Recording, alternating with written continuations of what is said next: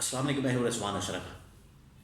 ایران کے اوپر جو حملہ کیا گیا امریکہ اور اسرائیل کی جانب سے، جس میں ان کے سپریم لیڈر آیت اللہ خامنئی شہید ہو گئے، وہ شہادت کے درجے پر فائز ہو گئے، اور بائی انٹینشن ان کی جانب سے ایک منصوبے کے تحت یہ بذات خود انہوں نے اس چیز کا فیصلہ کیا، کسی بنکر میں جانے سے انہوں نے انکار کیا، اور یہ جو شہادت ہے یہ ان کی خواہش تھی۔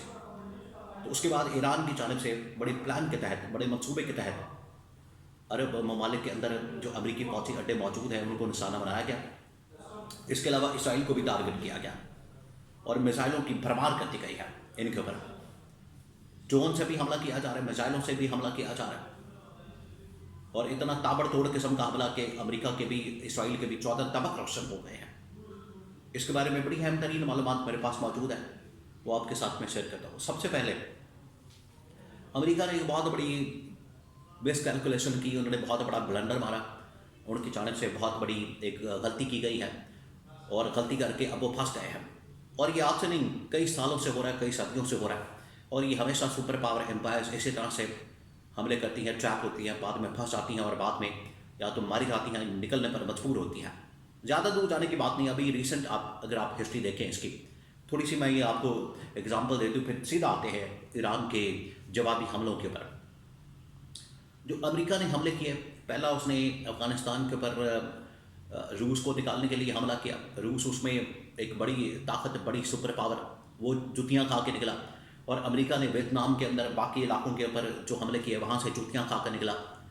اس کے بعد اس نے افغانستان کے اوپر پھر 2001 میں حملہ کیا، 20 سال لگے، جوتیاں کھا کے نکلا۔ تو اب اس نے تھوڑی سی اسٹریٹجی چینج کی کہ بجائے ڈائریکٹ فوج بھیجنے کے، ڈائریکٹ وہاں پر خود جانے کے، ڈائریکٹ وہاں پر گراؤنڈ کے اوپر فوجی بھیجنے کے، پراکسیز کو استعمال کیا جائے، فضائی حملے کیا جائے، وہاں پر نشانہ بنایا جائے اور ٹارگٹ کیا جائے۔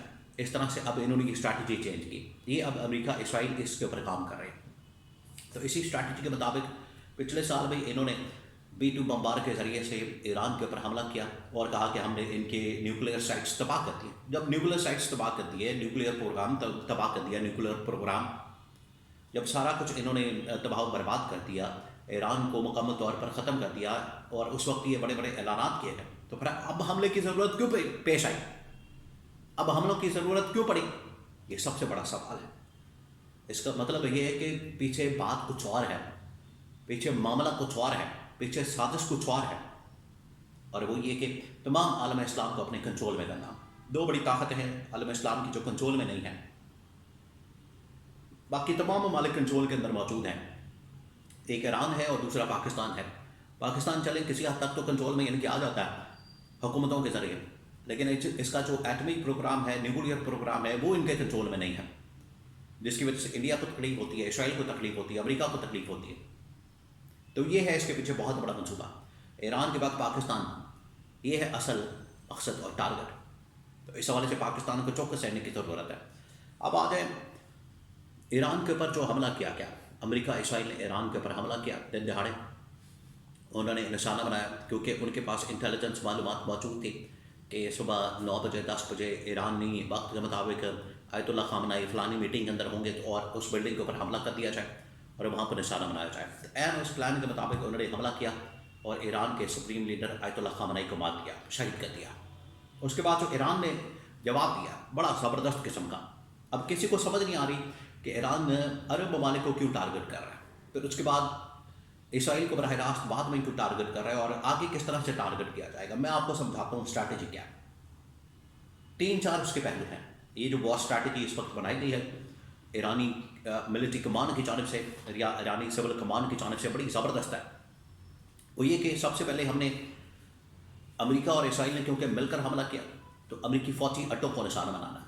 امریکی فوجی اڈے جو کہ اس وقت عرب ممالک کے اندر موجود ہیں، جس میں UAE ہے، سعودی عرب ہے، بحرین ہے، قطر ہے، کویت ہے، ان کو نشانہ بنانا، عراق ہے، یہاں پر جو فوجی اڈے موجود ہیں۔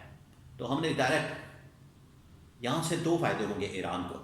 ایک تو یہ کہ جو امریکہ کے فوجی اڈے ہیں ان کو نشانہ بنایا جائے گا، ٹارگٹ کیا جائے گا، کیونکہ یہاں سے جو امریکی طیارے ہیں، لڑاکا طیارے آپریٹ ہو رہے ہیں، آ رہے ہیں، حملہ کر رہے ہیں، ایک تو انہوں نے یہ حملہ کیا، دوسرا یہ کہ یہاں یہ جو عرب ممالک امریکہ اسرائیل کے دوست ہیں، ان کے ساتھ جو انہوں نے دوستیاں گانٹی ہوئی ہیں، ان کے ساتھ جو پپیاں جھپیاں کی ہوئی ہیں، ڈالی ہوئی ہیں، تو یہ عرب ممالک اسرائیل کے اوپر، امریکہ کے اوپر دباؤ ڈالیں گے کہ ہماری اکانومی تباہ ہو رہی ہے، ہماری یہاں پر ڈی اسٹیبلائزیشن ہو رہی ہے، پینک ہو گیا، یہاں پر کیوس ہے، کرائسس ہے۔ اور آپ دیکھیں پچھلے 2-3 دنوں سے عرب ممالک کے اندر، یو اے ای کے اندر، پھر قطر کے اندر، کویت کے اندر، سعودی عرب کے اندر، بحرین کے اندر کس قدر پینک ہو چکا ہے، وہاں پر کرائسس اتنا زیادہ ہے کہ لوگوں کو سمجھ نہیں آ رہی کیا کریں، اور اوپر سے جو ان کی گورنمنٹس ہیں وہ شدید ترین دباؤ میں ہے، کیونکہ انہوں نے کبھی اس طرح کی چیز دیکھی نہیں، تو پہلی بار انہیں یہ اس چیز کا احساس ہو رہا ہے، فیس کرنا پڑا کہ تکلیف کیا ہوتی ہے جب حملہ ہوتا ہے، تو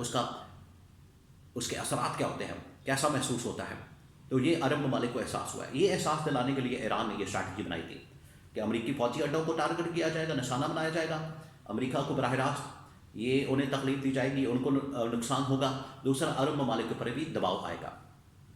ایران کے وزیر خارجہ نے پہلے کال کر کے بتا دیا تھا یہ گلف ممالک، عرب ممالک کے سربراہان کو کہ ہم آپ کو ٹارگٹ نہیں کر رہے، آپ ہمارا نشانہ نہیں ہیں، نشانہ اصل میں امریکی فوجی اڈے ہیں جو آپ کے ممالک سے، آپ کی سرزمین سے آپریٹ ہوتے ہیں۔